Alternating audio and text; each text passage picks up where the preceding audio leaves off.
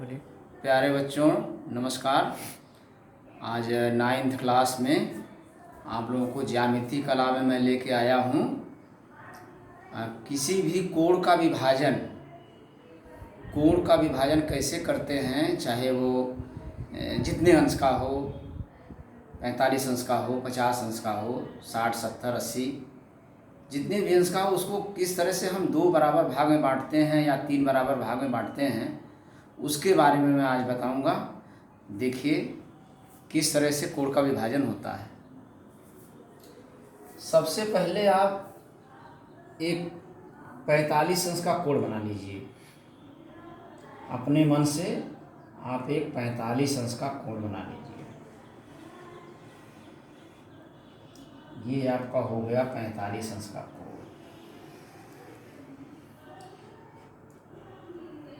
और हो गया अ ब स। अ ब स ये हो गया आपका 45 अंश का कोण। अ ब स।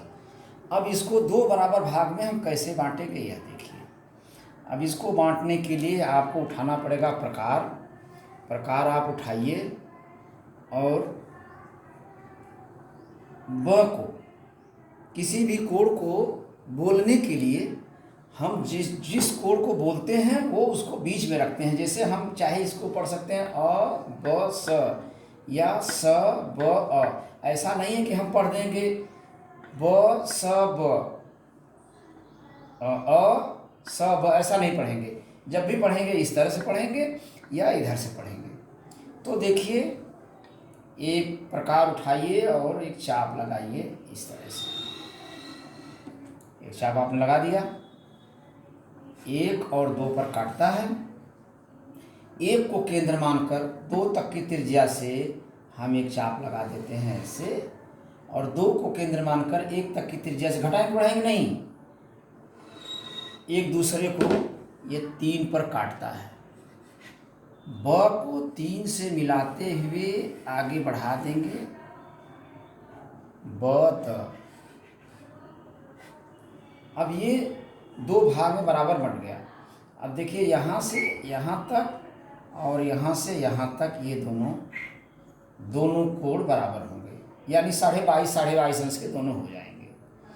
अब ये तो हो गया 45 अंश का कोण। अब देखिए, यदि हमको 90 अंश के कोण को 3 बराबर भाग में, ये तो 2 कोण हो गया, 3 बराबर भाग में बांटना होगा तो कैसे बांटेंगे। सबसे पहले आप एक रेखा खींच लीजिए और 90 अंश का कोण बनाइए। 90 अंश का कोण बनाने के लिए आप क ख एक रेखा खींच लीजिए। क ख रेखा में प्रकार उठाइए और एक चाप लगाइए इस तरह से। यहाँ पर घटाना बढ़ाना नहीं है। ये 60 अंश का कोण बनेगा और फिर ये 120 अंश का कोण बनेगा। यहाँ से गौर से देखिए, ऐसे। फिर यहाँ जहाँ काटा है वहाँ से जब इसे काट देंगे और आप क को इस कटे हुए भाग से ऐसे मिला देंगे तो ये हो जाएगा 60 है 90 अंश का कोण।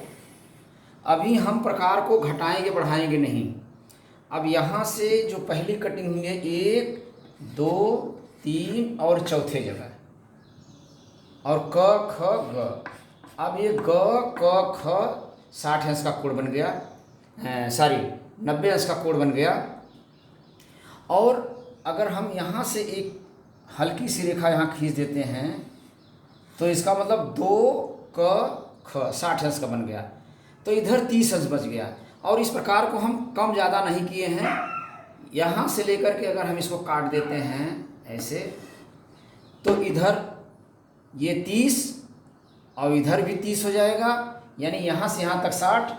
अंगुली का इशारा देखिए कि जब यहाँ से यहाँ तक 60 है और इसको हम घटाए बढ़ाए नहीं है इसकी दूरी, तो जब यहाँ से लेकर के चाप की काटे हैं तो इधर भी 60 अंश हो गया, यानी ये 30 अंश यहाँ से यहाँ तक ये 30 अंश, फिर यहाँ से यहाँ तक ये 30 अंश, और फिर यहाँ से यहाँ ये 30 अंश, यानी 30 30 30 3 भाग में आपका बंट गया